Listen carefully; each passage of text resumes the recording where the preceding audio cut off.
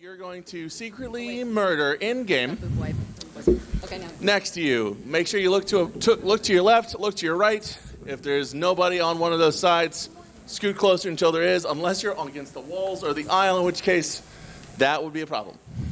Noah, can with the wall? Noah, can we take that one once again from the top? Production really wants more of a Carnival Barker style. Yeah, sure. He's gonna do it. Oh no. He'll do it. All right, friends, come on down now. Here, see, look between you. You got some spaces in between you, and each of you needs to scoot on in now. And Hey, give me 10. Do I got 10? See back there. Yeah, now we need more of a Travis Barker style. I refuse. How about a Bob Barker style? Everybody in the back, come on down. That's Rod Roddy. Thank you very much. I know. Everybody in the back, have your pet spayed or neutered. Everybody in the back, have your pet spayed or neutered. What? Help control the pet population. What's happening? Just the points flying left and right.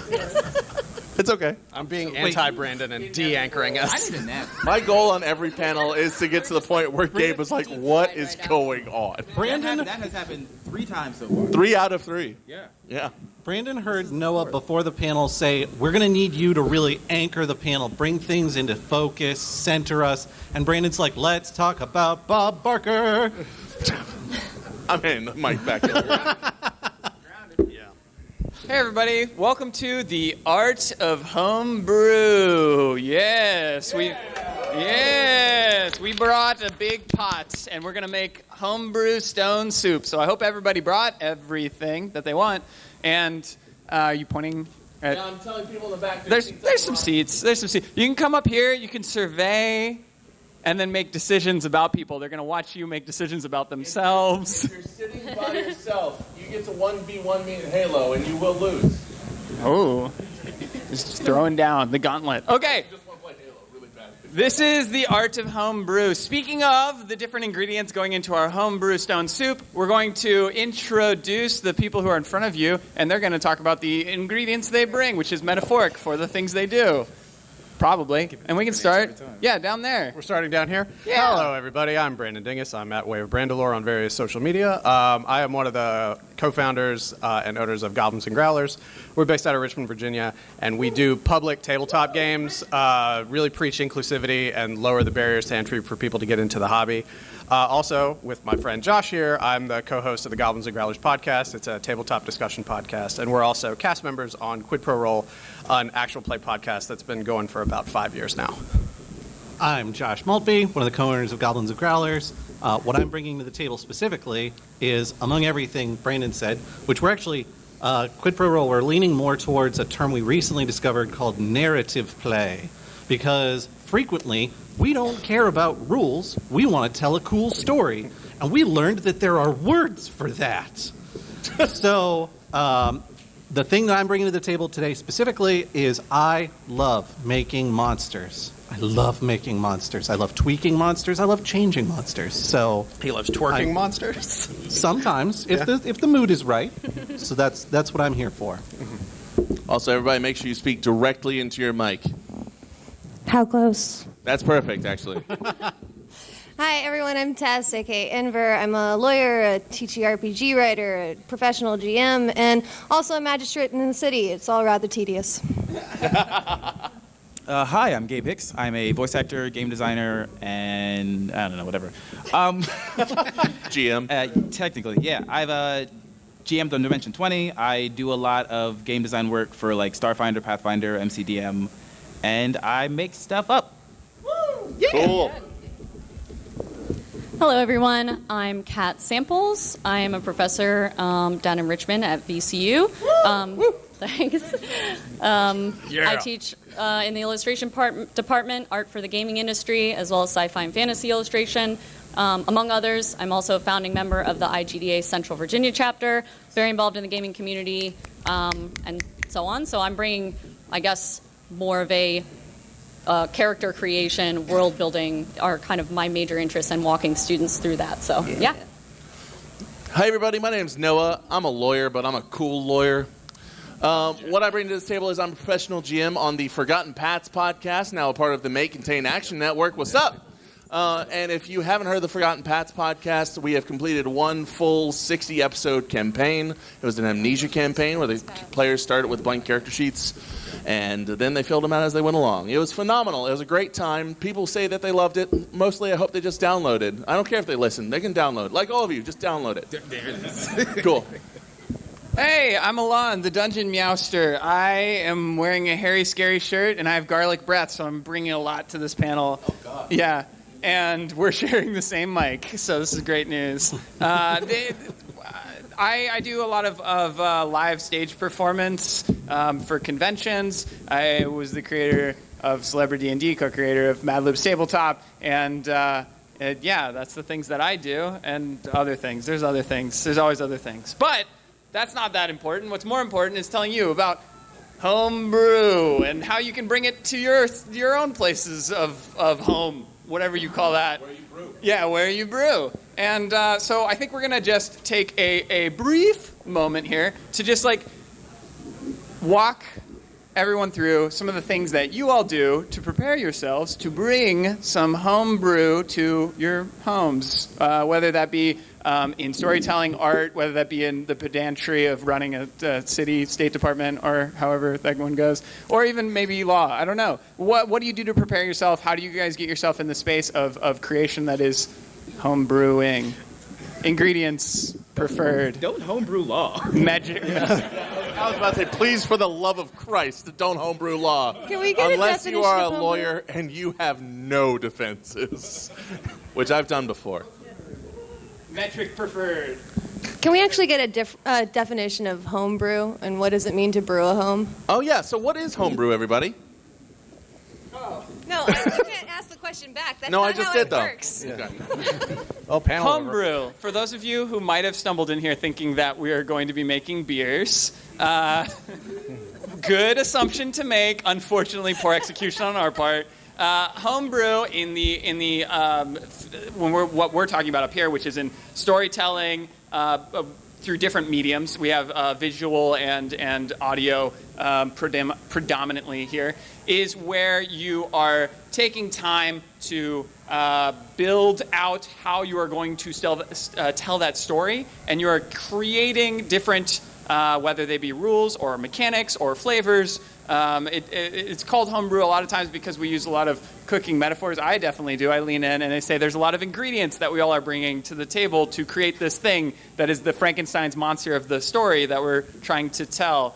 And so a lot of people do it differently. It's become very popularized by not just Dungeons & Dragons, but all tabletop role-playing games. And many of you maybe have said, hey, I wish that I could play a tabletop game, but this one just doesn't fit exactly what I want to do, which is a space opera with monkeys. And I cannot find a system that works for me, so I'm going to take a bunch of things from other systems to try to make that happen. That's homebrewing is what that is. And so on a conceptual level, when you're taking things and borrowing different things from ingredients from all these different sources of media, that is the art of homebrew. One thing that I think is really important to acknowledge as we're trying to define what homebrew is, as we bring into, how we create and what we do for our own homebrews, is that there's a lot of amazing materials out there from a lot of quote-unquote official publications and a lot of third-party content creators, not just for D&D, but for other systems. Obviously, we're going to probably talk predominantly D&D up here. It is right now the most popular system by far. However, there are a ton of amazing systems out there. So when you're thinking of your favorite third-party content creator that isn't Wizards of the Coast, because they're not third-party, they are the architect, so to speak. Well, you're thinking of people that started off as homebrew. Who here, for example, hopefully this doesn't fall flat on its face, who here has heard of the Griffin Saddlebag? Great, phenomenal. Griffin Saddlebag is effectively published homebrew. Who here has heard of Hit Point Press? Or, man, I love this audience. Cool. I'm just going to keep listing my clients. Okay. But when you have the opportunity to play these creations from everybody, from these third-party creators, you're playing their homebrew that they have sold or published for you. And so what you're doing is you can also create your own homebrew, and you can take certain elements from all of their different worlds and things to create your own. So. Woo! now we know what homebrew is. That's exciting. Everybody a cheer for defining things. Yes. Yes, English is a bastard language, but we have tamed it. Let's be well defined, unlike my abs. Yeah! Yeah, that joke fell as flat as your abs. Okay, so we're gonna... That didn't deserve that. Okay, so now we're going to go down and we're going to talk about some of the ingredients or how we prepare ourselves and our ingredients in metric for homebrewing. We can start wherever, but we'll start here. We started down there last time, and I know him. Yeah. Okay. All right. So what I have my students do, and it's actually kind of fortuitous that I'm here right at this time because the semester just started, as you all probably know. Like just in general, schools are back in session. The first assignment that they get is they do have to create their own D&D character. Of course, these are artists, right? So like they're thinking visually. You are so cool. But and then they have to create a magic card out of their D&D character after they create and do an illustration. We talk a lot about then we move to other IPs, But I think as a starting point, I definitely have them write. That's something we're all familiar with, journaling. But I really like to have them really kind of pick, or I guess start to cultivate like a tangible time and place, right? Something that has historical context, something that you're familiar with, and then you can kind of combine it. You all have heard of genre bending. Think Hellboy, think pretty much most sci-fi and fantasy, right? Like we picture something that the best sci-fi and fantasy I feel has things that are familiar, that are really based in reality, mixed either together to make something new or made with something new. It might be space cowboys, right? So like you're thinking Western, which is a tangible time and place that's familiar to us with a history and a cultural context. Like Firefly. Yes. Or Cowboy Bebop. Yeah. And then you just put them like, what is it like when they're in space, right? So I have the students start to think on that, really also think about the origin of these influences, the things that really inspired them, kind of delving into where are these things pulling from. Even D&D obviously pulls a lot from all different cultures, right? So that's something that I like to kind of delve into, that world building aspect before they get to the character, right? Because all of those things are going to affect how your characters, what they have on their person, what climate are they, in, like all of those things, like what would they have, yeah. So I don't know if you all have some thoughts on that, but that's kind of where I ask them to start, is really kind of journaling, writing, see what comes out, and then like start to kind of take apart the things that are like your influences that you're like, I'm most excited about. I love the world of Cyberpunk 77. Then you start really researching and kind of being like, all right, well, what were they influenced when they were making it, right? Because all of those, cultural things are derivative. It's just a couple thoughts on starting out, before the visuals, before all the pretty stuff. What is that tangible time and place? Can you actually narrow it down to a location on Earth or a time period, that is actually influencing your visuals, or like kind of what impacted the world space. Nice. Oh, thanks. One of the most efficient tools for me is actually a question. How and why? Like, how do we want to change this? Why are we changing it? There are plenty of circumstances where I'm playing in a game that is like an advertisement for the game. And one of the things is like, why would we homebrew something if we want to? Because if we're trying to represent this thing specifically, we probably don't want to homebrew. We want to present it as it is, if that is part of what the job is. But if we're playing for fun, or we're playing to put on a performance or get people to enjoy the performance and entertainment, we might change something because it's just not fun for us, or it's not a fun mechanic for other people to engage in. If there's a mechanic that means everybody writes down on a piece of paper and then we show it to each other at the table and we're performing something on a stream, that's not necessarily going to be engaging for people that are watching it, or people who are listening, people who might not be able to watch it for whatever reason. So then the why would be to make it more engaging for other people. And then so we'd homebrew the mechanic, okay, we say out loud what's on the thing when it comes up, or we write it down, or we do both. So the questions of how and why may be what gets you to figure out what tools you might need to solve this problem. It's like looking at a problem and saying, what about this isn't how we engage with it. And then when you make that choice and you figure out what that answer is, then you start working around how do we improve that? Why are we improving that? And it could be a situation where there's an individual mechanic for a class or something, and someone's like, the class is fun, I don't like this one thing, and that makes me not want to play this at all. And if even like the GM or the party is like, well, here's an alternative that we all think is fun and interesting. If someone else likes that, you can homebrew just to make everyone else enjoy themselves more. And it might sound weird to say, homebrew in some ways is just playable fan fiction. Yeah. And to be honest, fan fiction becomes movies. So lean into it. I really like that you were talking about setting up the world, because I've been writing this space western for the better part of a year now, and They're excited. They're really excited about this. Congratulations. Thank you. I 1 year of reading a space western. I really fell into like a dark hole of madness when it came to figuring out like how space works. Like it is so hard, so terrifyingly hard. How does technology in the future work too? Those questions haunt me to this very day. And the homebrew just is a nice kind of shortcut, because we can always defer to like it's magic, but it's whatever you actually want it to be. Like your homebrew doesn't have to play by physics. It doesn't have to play by other rule sets. It can. It's helpful if it does, but it's really the power of unleashing your imagination on it. So when it came to figuring out like what happens to a planet when it doesn't have an orbit, now I know. For me, it's all about not being able to find a thing that does exactly what I want it to do for a specific situation.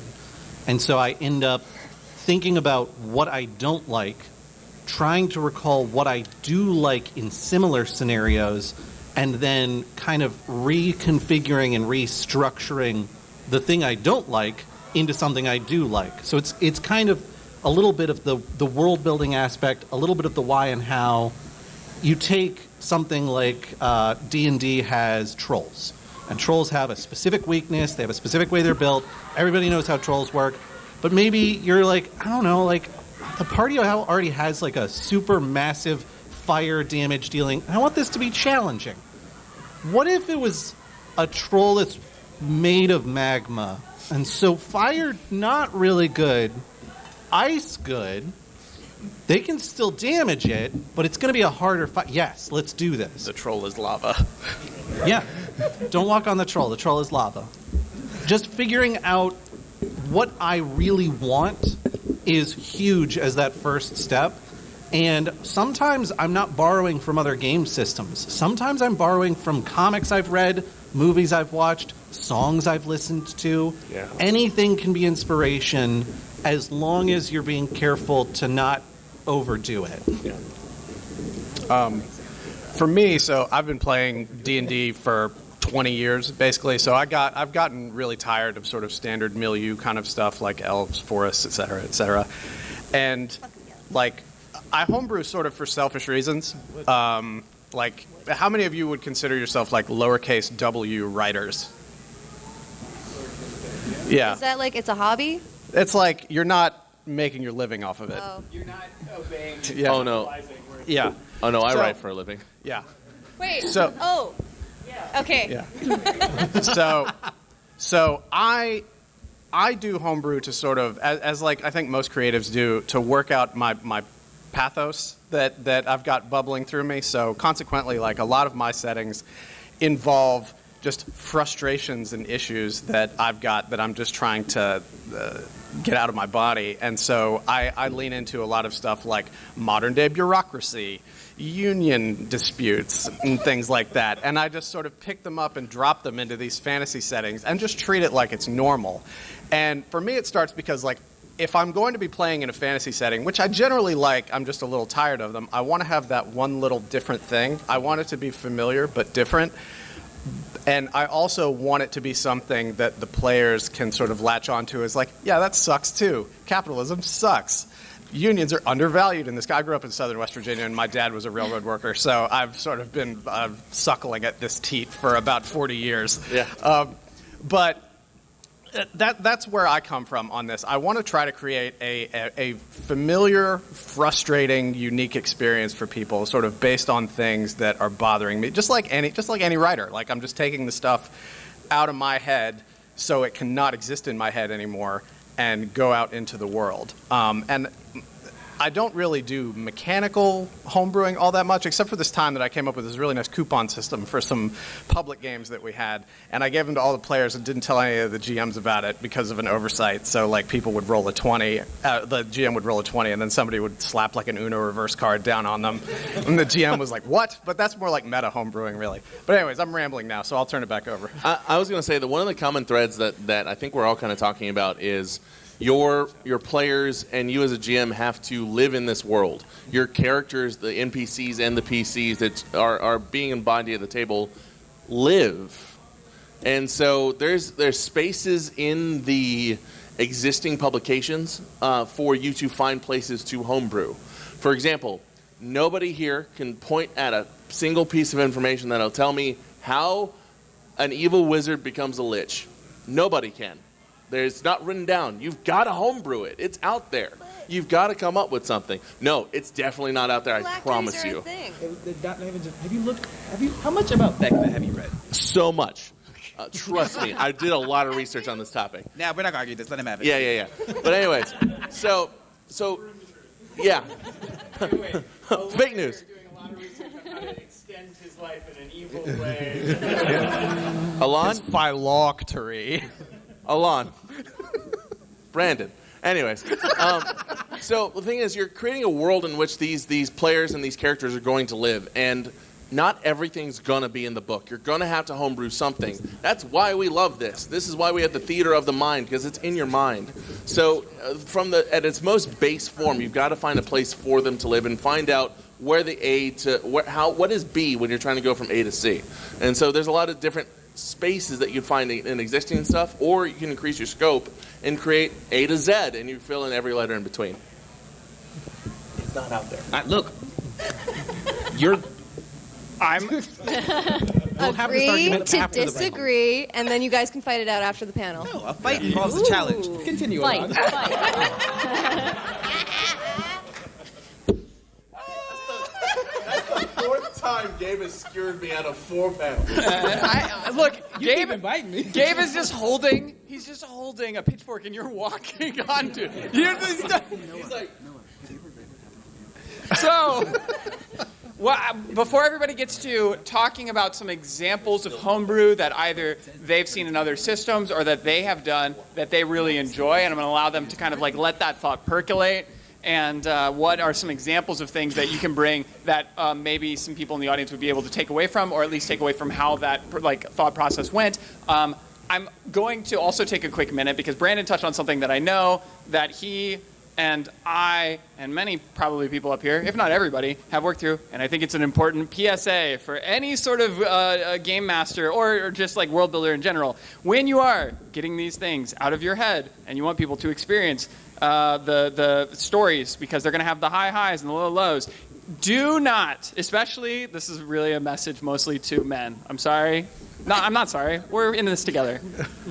Go to therapy. Take some time to make sure that what you are bringing to the table isn't you using that table as a space that a professional could really help you with. Yeah. And I know that sounds crazy, but truly, I mean, there's a reason why this has been a very gatekeepery space, this being tabletop games in general for a long time. And most of it is like untherapized men. Is that a word? Yeah. And look, hey, we've all been there, men. So please take the moment. Examples of homebrewing that you have used or that you have experienced that you think are really great examples of somebody finding a problem and addressing it through XYZ to create something new and special and fun. Yes, anybody want to throw? It's kind of an old example, but there's one that I'm really excited about. I invented a snake gun trap for a gauntlet dungeon for a pickup game that we were running. And I was really excited about it because it's a classic, you step on the thing and then the darts shoot out. Well, I was like, that's lame because you can dodge darts. What if it was venomous snakes? How dope would that be? What I didn't anticipate, and we did end up writing rules for, because it happened at almost every one of the tables that ran it, was that players went, whoa, whoa, I pushed the button and snakes shoot out of the wall. I'm going to open the wall and take the snake gun with me. And every GM was like, that is awesome. I just want to mention that Josh and I were writing this together in our office, and he was telling me about this, and he was very excited. I was like, well, you know people are going to, like, take that gun out of the wall. He's like, you think? You think? I was like, I don't know that people are going to... It's a trap gauntlet. Like, you're just focused on getting through the traps. That'll be fine. And immediately, everybody's like, we're taking the gun. Yeah. Some tables had new GMs come to them, and the player was like, all right, so I'm going to use my snake gun. And the GM had to be like, hold on. Run that by me one more time. You say the druid shapeshifted into a snake to be shot out of your gun. Yeah. Okay. I had questions when I was running it about the tensile strength of a snake because they wanted to use it as a grapple. Oh my god. How'd that go? Anyways, It was the reason I love that is because it's a beautiful collaboration between something I thought would be kind of neat to put in a game, and then the players immediately subverting it into something somehow even better. yeah, and along those same lines, one of my favorite pieces of homebrew that I ever did was when the players said, hey, we've got to do something because we're not going to break out of this prison. We need you to have basically a trial. And as a lawyer, I don't recommend homebrewing law unless you're doing it within the confines of your game. So I had to quickly come up with a primer for admiralty law on a flying ship with 5 prisoners that were very rapidly going to land to be subject to a different jurisdiction entirely. No, I just have a question from the audience. I'm the audience. Are you doing this for fun? Yeah. I'm doing this for fun.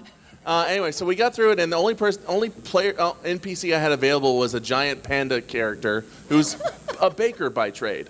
And so this baker suddenly became like the judge, jury, and executioner of... Yeah. And very quickly became the player's best friend and remained that for the rest of the campaign.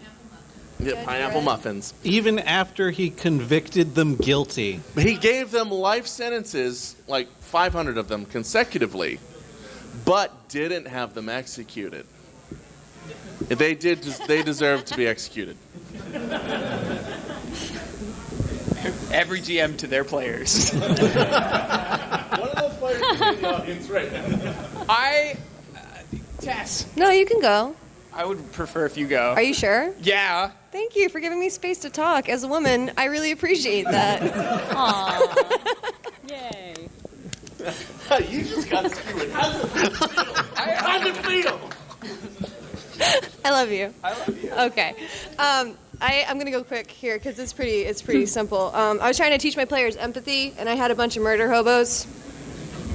This is an uphill battle. This is a Sisyphus challenge. I don't know what I was thinking. But I did homebrew an amulet that I forced all of them to wear that helped them pool their health while also giving them massive bonuses to certain things, which incentivized them to wear it, but then also made them come to terms with the consequences of their actions, as every party member got subtracted health points for one person's bad decisions.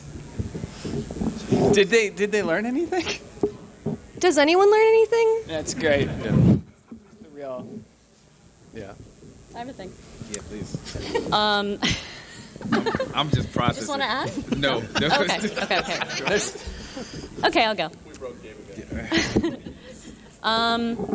This isn't really like necessarily a novel thing because I know people do this all the time, but I had a GM in a game, a homebrew once, like bring in cards, as a part of it, and I don't know, something for me, the tangible nature of like just environment, sometimes even just turning down the lights and like lighting some candles, as silly as it sounds, and like bringing in like other elements that are physical you can touch, like cards and things like that, and bringing that into the game somehow is really fun, and I like that aspect. On that note, there's actually a tarot deck that I bought at PAX Unplugged, which was used to determine initiative. And so it's not just a functional tarot deck, it's also an initiative count determinator.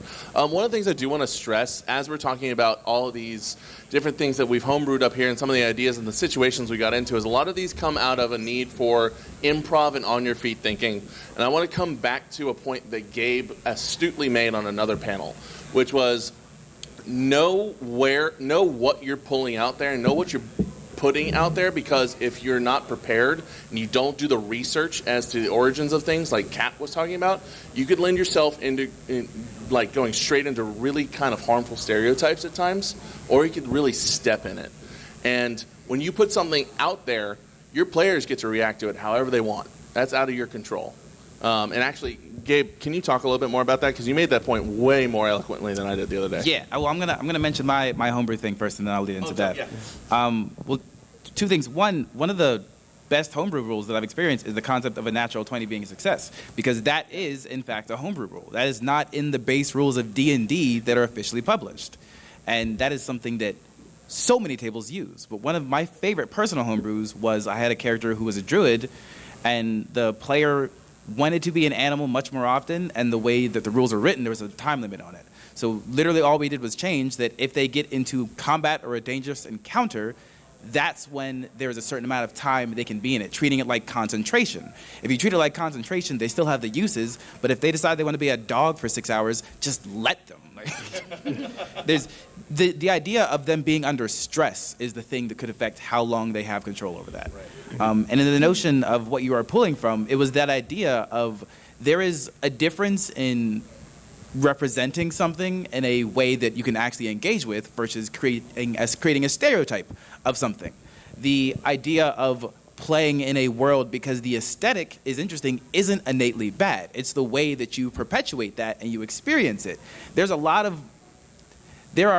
Have been a couple things that have been created that are like, I like the idea of the Japanese culture and experience, and I want to pull that into D&D. And it's not that it's a bad thing. If you pull in the weird stuff that has especially cultural significance, like the different fables, folklore, the idea of the Yuki-onna, and then make that a problem, or that is a conflict, or they are negative, or this is a negative group, that is the difference of your homebrewing something for your own entertainment at the expense of something else that has cultural significance or significance to people in a different instance. If you are playing in a world and the only villain is blind and they hate the world because they are blind, you are making someone with a disability the villain because of their disability. And the character can be incredible and interesting and unique. And if the only reason they're a villain is because they are disabled, that does not make them a good villain. That makes you homebrewing something that, assumedly, you also have no experience with. You have never had to experience. The idea that something that has value to someone else and using that as a feature of storytelling and using that as entertainment, if you haven't consulted with people, if you haven't leaned into the idea of that, it's one thing to homebrew concepts to play at your own table just for fun with each other. It's another thing to put on a performance, to put out something for other people to consume. It's not just for fun at that point. You are putting it out for other people to consume, and whether you intend to or not, if you put something in your world, you are giving people the ability to engage with it, and you cannot control how other people engage in your worlds. You can influence it, you can retroactively go back to it, but you cannot control what other people will do. Yeah. Or something. Thank you, Gabe. Yeah, my pleasure. Thanks, There- Noah. There is a concept in art and in creation. Any of you who are putting things out into a world, as soon as it leaves your hands, it is not yours anymore. And in fact, will be used in ways that you could never possibly imagine, no matter what the art is, whether it's real art or... Unless you get a registered copyright for it. The good joke. I mean, makes it bad. even then, I have been trying to get a cease and desist letter for a while. So even then, I mean, I'm still working on that for you. Yeah, I'm still working on it. Yeah. Yeah, wait until my Gucci adventure comes out.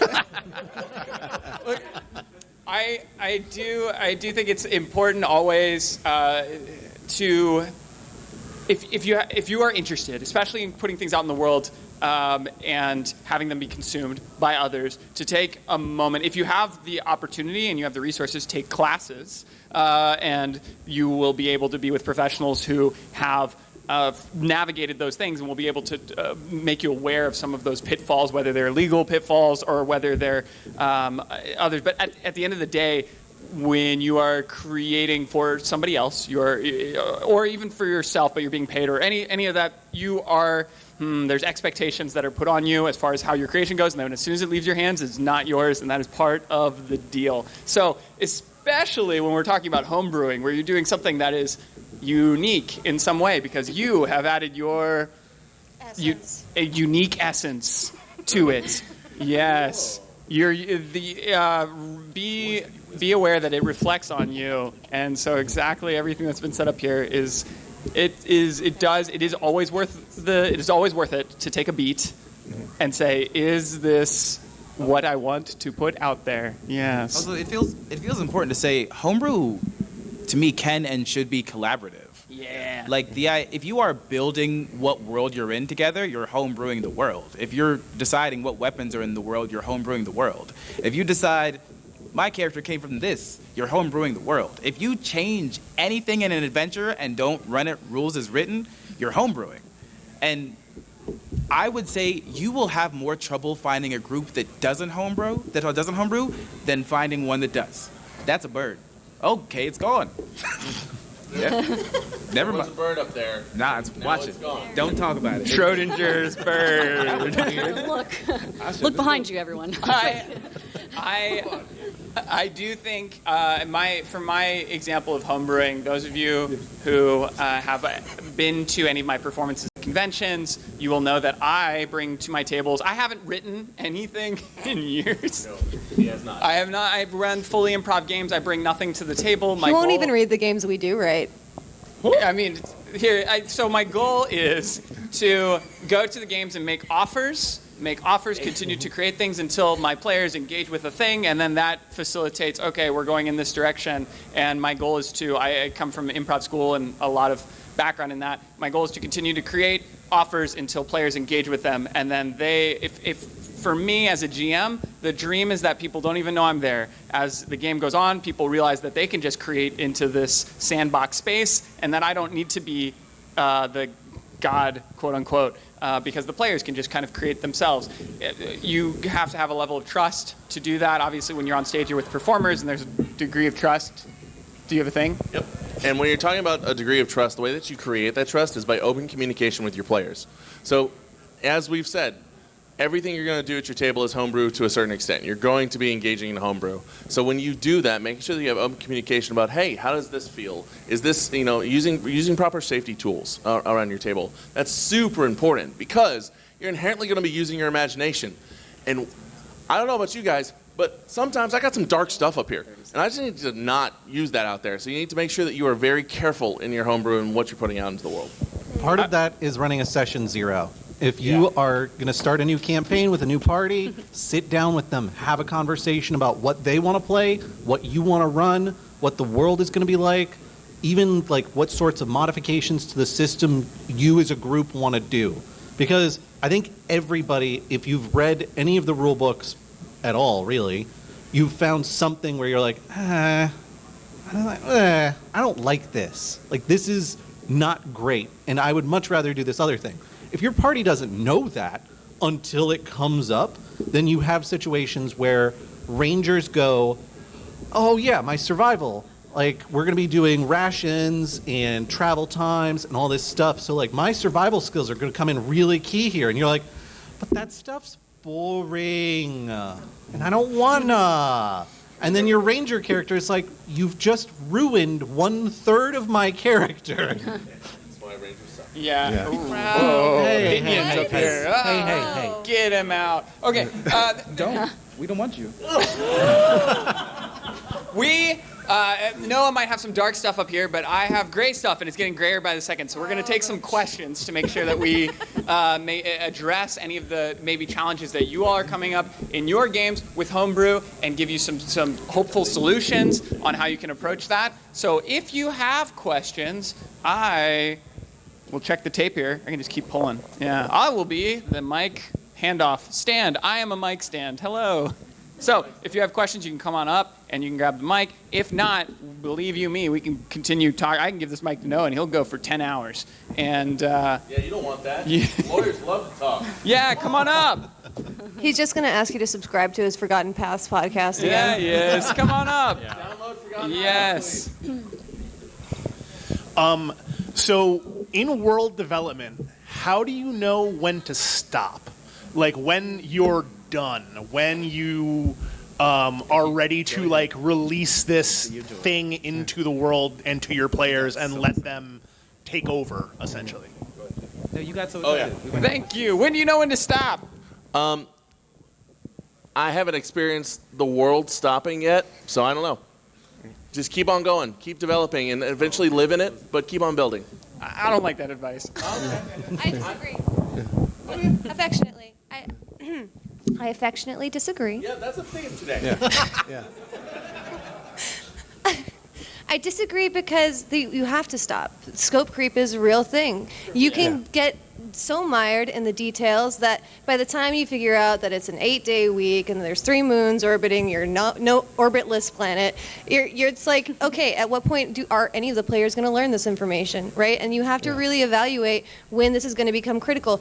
Are you world building for you, the GM, to learn more about your creation and understand it on a level of intimacy that no one else will, or are you learning about it to instruct your players that this is how time works, or this is how we're going to keep track of rations, right? And in that sense, right, try and get to the relevancy of what you're trying to solve at that current moment. And the rest of it will kind of evolve. And here's like a really big secret. Like, the players won't know that you didn't come up with it all along. You have the entire campaign to figure it out. There's a real, like for creators, for GMs, there's this real drive, I think, for a lot of us to feel like we need to be some sort of deistic style celestial watchmaker and just understanding how everything works in the world. But the real answer for me is, like, now is minimum viable product. Like, that's when you stop and put it out to the world, get feedback, and then iterate on it. Like, I don't think I agree with Noah that you never stop. Yeah. It's But just when you start with other people. Too. yeah, you have to like check with yourself. You have to set up like checkpoints for yourself to like, okay, well, this part seems to be working, but maybe I need to massage this part a little bit. I'm on the extreme opposite of the spectrum from Noah. There's a piece of creative advice, which is good because that means everybody here, you guys can all create. There's all different ways. There's no wrong way to do it, but for us, I know for me, the best piece of advice that Antoine Saint-Esprit, Le Petit Prince, wrote, perfection is achieved, not when there's nothing left to add, but when there's nothing left to take away. And I'm like so all about that in my creative process, and I try really hard to, because scope creep is real, and sometimes you can just get caught too far. Yeah. And it's fun to give your players space to help put importance on things as well. So I have a small question, which kind of extrapolates from there.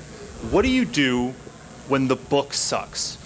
Like, I'm running a campaign with the Witcher TTRPG, and it's very fun. There's a lot of really cool rules to it, but also there's things like every spell describes how it can be resisted by magical shield, and then magical shield is never described in the entire book. Yeah. Should I like sit down and just be like, hey, here's how we're doing things from now on. Here's the house rules. We're going to keep consistent. Because I've had players tell me it's hard to engage with the system when the system feels arbitrary. Yeah.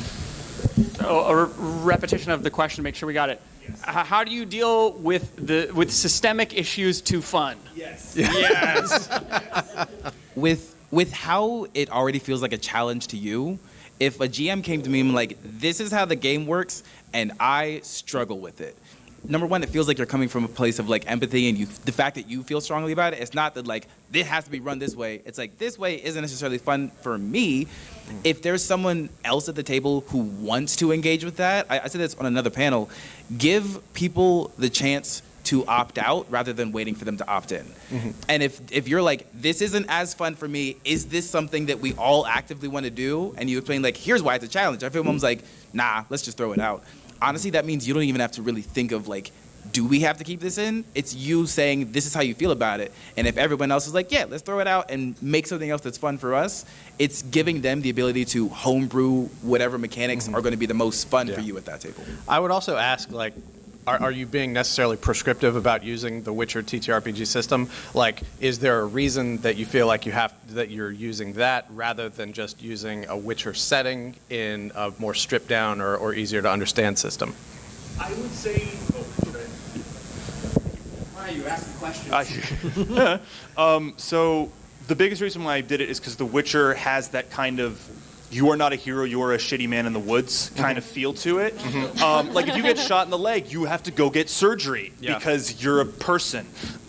So it kind of carries that ethos of harshness, but also like hope in the darkness kind of feel to it. Like altogether, the combat, the magic, it all feels very in theme, and so I think it works well with the setting, and that's why I wanted to use it instead of just using the setting. Got it. Answers are quicker. In situations like this, I find the most helpful thing to do is to consult with other game masters. 9 times out of 10, I'm not the first person to have this problem, and someone else has come up with something 10 times better than I would have ever thought to do. Yeah, and there might be a great other sort of low magic kind of system that you could get into. And just to go with the specific example of, hey, you know, this can be stopped by a magic shield, but magic shields aren't described. Maybe that's something that you figure out. Like, what if magic shields haven't been discovered yet, and your players are going to figure out how to do it?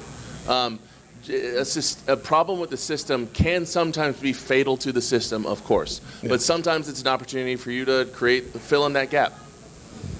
Yeah, and I also, too, this kind of ties back into the other, like, perfectionist kind of topic on the last question, but I think it's also okay to make mistakes. Like, sometimes it just takes trying it out and seeing what works, and also, like, maybe you could implement some checkpoints, like was mentioned, about, like, hey, is everyone having fun? Like, and then kind of introspectively, I know that's difficult sometimes to be, like, open to that, but we all kind of get, and especially as a creative, as an artist, writers are similar, right? Like we get in our headspace where it's like, no, it has to be, you know what I mean? Like it has to be fun, it has to be perfect before I try, right? And then you get caught in that where you're just, you know what I mean? Like just perfecting it, and sometimes playtesting is the best option, or can be an option. Yeah, schedule a session 0.5 to check in with people after a few sessions. There you go. They're meeting for the meeting. Systemic issues to fun. I say defund them and fund mutual aid instead. Okay, next. Hi. When you're dealing with the situation where you have this really specific encounter in mind, and there's not anything that you can search through your bestiary, your monster manual, for whatever system you're using, and you go, okay, I'll build it from scratch. How do you go about finding a good balance between challenge and fun? Because oftentimes I feel like I'll build stat blocks and I'll go, okay, this looks good. I think this will be good for the party. And the party goes in and the party either beats the living shit out of the thing and it's a wash and it was a waste of time, or the party gets their ass kicked and the combat takes 4 hours and now we don't have time to do any of the cool, fun narrative stuff that I was looking forward to. Yeah. Something I've learned a lot through playing pickup games is that you do not need to be married to the stat sheet you wrote in the first place. If the monster that you have created is not fun at the table, even though you writing it were like, this is going to be awesome, and this is going to be awesome, and this is going to be awesome, but you're implementing all of those and your party is just getting thrashed or they're walking all over it, you can always phase to it, Final Fantasy boss style. You can always walk back stats. You could even have, this is something I do on a regular basis, don't tell my players, it's a secret. My monsters, if they're too strong to start with, will have ramped down stats as they get injured because they're not as good at stuff when they're missing a leg. Yeah. And Or a head. Yeah. If they're still fighting without their head, that's also really cool. Yeah. And it also relates to sort of what kind of GM that you are, but like my filthy little secret is that sometimes I just let the battles run more narratively. Like I'll have the stat block as a guide, and really the only thing I get locked in on is the AC, because people do the math in their head and they figure out what the AC is, but everything else is sort of fungible, and I can just sort of read the table and sort of see where the highs and lows of the battle are and adjust the battle in a more narrative way to make sure that everybody's having the best experience that they can. And maybe that's not fulfilling from a sort of a metrics standpoint on the stat block, and I can totally understand that, but I have a hard time arguing that with myself when I look at, the 4 people at my table and they're like, well, that was awesome. Like, I had a really good time with that. Yeah. So that's my 2 cents. Okay, we're going quicker. You got the next one. Oh, is that Paladin, the band from Atlanta? Oh my God, I love them. They were here last year, I think. We're going quicker, Lon. This ends up being a follow-up question. So when you have a blank page and you want to end up with like a magic item or a monster stat block or even a whole class, are there any tools, techniques, guidelines that have been helpful to you in making sure that what you make doesn't break anything somewhere else? When you make a thing, how do you make sure it doesn't break a thing? Honestly, you're not going to be 100% foolproof on that. You're going to make something that breaks your game in some way at some point in your homebrew. And the only way that you can really adjust for it is figure out, okay, how can I justify this? Because at the end of the day, we're playing with imagination. And so you can come up with a reason why this is the exception. And honestly, if the thing that you make is an exception, that's interesting. That's really interesting. If you can figure out why, then you might have an entire side quest. Other people make a thing, break a thing? Somebody object to it. Yeah. We gotta go fast. So I am looking to get into design of board games. And I was just wondering, because currently right now I make my money from a minimum wage job. It isn't a board game store, though. I was wondering, how do I take that first step into to start selling my ideas in the... One of the best places that I find, even just like indie board games, tabletop games, itch.io. You can publish things for free, and when you publish something for free or pay what you want, people are often willing to give it a chance. If they give it a chance to take it a look and they like it, they'll either comment or they'll follow the stuff that you're doing. And if people liked an idea or they like something, that's going to be the best way to be like, hey, I made this thing for free with an idea that I had, and if 6 people are like, that's cool, 3 of those people might be like, oh, there's more and I can pay for it. And the other important thing, consider your scope and the scale. Making something that's wide and vast doesn't make it good. Making something that you can do in a way that's achievable, people have bought Cards Against Humanity for like 10 years. Oh my God. Oh my God. How? We have enough time in this panel. Like that's the best way to even explain that. Make something that's interesting, and even if you only make a part of what you had in mind, let people experience that part, because then also either they'll like something, they'll dislike something, and you have an idea of what to build onto and make that foundation. I literally was shitposting on the internet, and now it's my career. It's weird. Yeah. There's a lot of creators on itch.io too that create like community groups, and they'll give you feedback. So it's a really good way to tie into a bunch of people who are already in the industry, and they can. And I would also really quickly say, you do that, also set up some other marketing channels for yourself, like YouTube, et cetera, et cetera. Just try to get some stuff out there. Yeah, and there's more, but we will do that later. So there's a system that I made for one of my games that I'm really proud of, but it's super specific and not really transferable, and the campaign ended before it got to see a lot of daylight. I don't want to let it just die, essentially, but I don't know how to like share it with others or transfer it into something that could be used in other situations. Do you have tips for taking ideas that you're proud of but didn't get much daylight? I would say same answer. Like put it up on itch. And just put it out for free, solicit feedback from people. There are ways you could probably sharpen and improve it. Doesn't need to be an adventure. It could be a compendium or a book of magic items, right? And people are always looking for new resources to use in their games too. So if you're cool with that, I'm sure they'd be cool with looking at it. If you find that the specificity of the thing is really limiting its functionality elsewhere, give some thought to what has to be part of it and what is limiting it and making it too specific, and consider either altering or removing those things to make it more accessible to other places for you. Yeah, Kat, were you going to say anything? Yeah, I was just going to say, like, the compendium idea also kind of ties into the last question, too. Like, I mean, events like this are a really great place to talk to other people who are doing tabletop, who, like, maybe are in the same situation, but also if you are publishing something or you have an idea to publish something, play testing it in some of these kinds of spaces, or if that's too much, too big, maybe find, like, your local community first, and also, yeah, like, maybe publishing a compendium, right, before you make the whole game and test it out, see how it goes. Heck yeah. Yeah. Last question. Woo! Hi.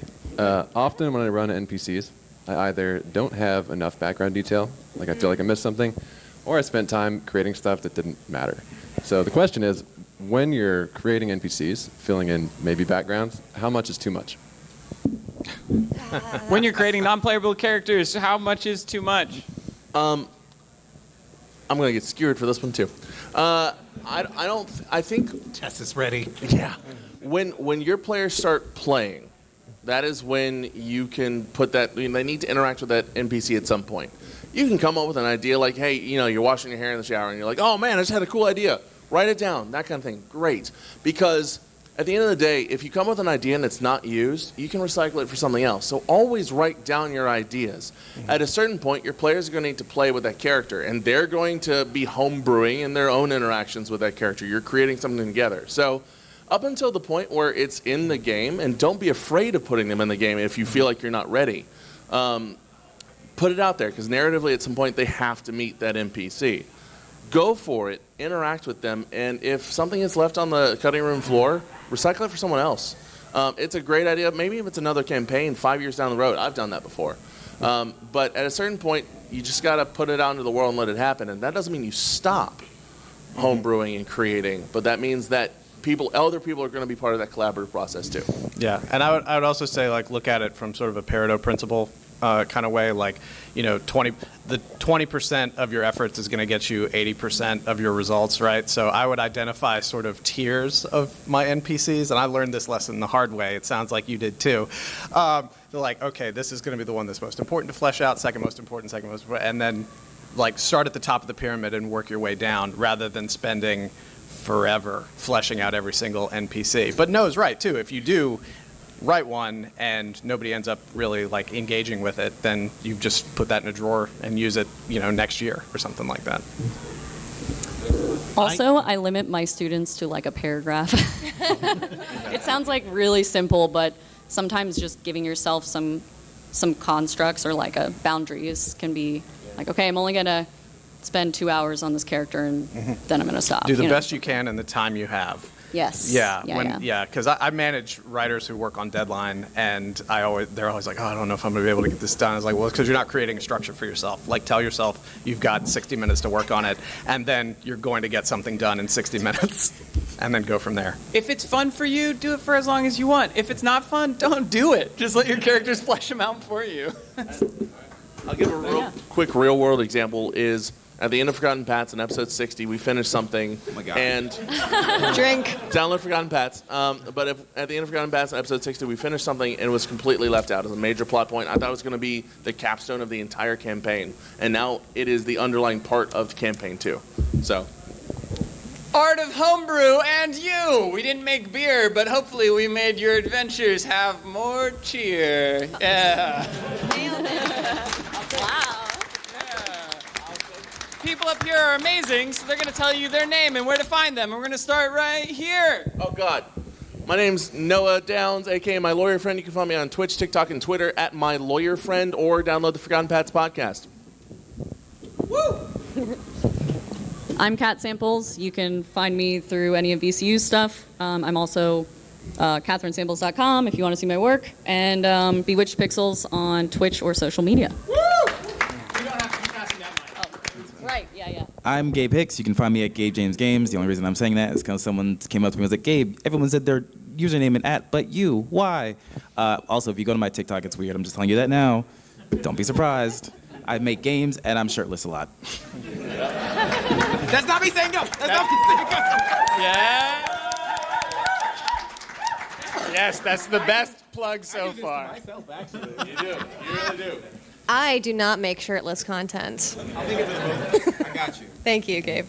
I'm Tess. You can find me as Inver professionally on socials, most of them. That's about it. I don't do engagement. I'm Josh Maltby. You can find me at Black Cloak DM on the socials I'm on, or you won't because your passive perception isn't high enough. That's a tabletop joke. You can also find me on the Goblins and Growlers podcast and Quid Pro Roll, which is our narrative play where I play a very sneaky rogue who is bad at social situations. Yeah, I'm Brandon Dingus at Way of Brandalore on socials, also on Quid Pro Roll, where I play an over-the-hill professional wrestler who's really trying to reclaim his glory days and deal with all the mistakes that he made 20 years ago. Goblins and Growlers podcast, got a bunch of business cards here if anybody wants to take them because it has QRs that link to all our stuff. Yeah, that's it. I'm the Dungeon Meowster. You can find me at your local cat charity or convention near you, and nowhere else. Goodbye. Thank you for downloading Forgotten Paths. We need to start that Goblins and Growlers.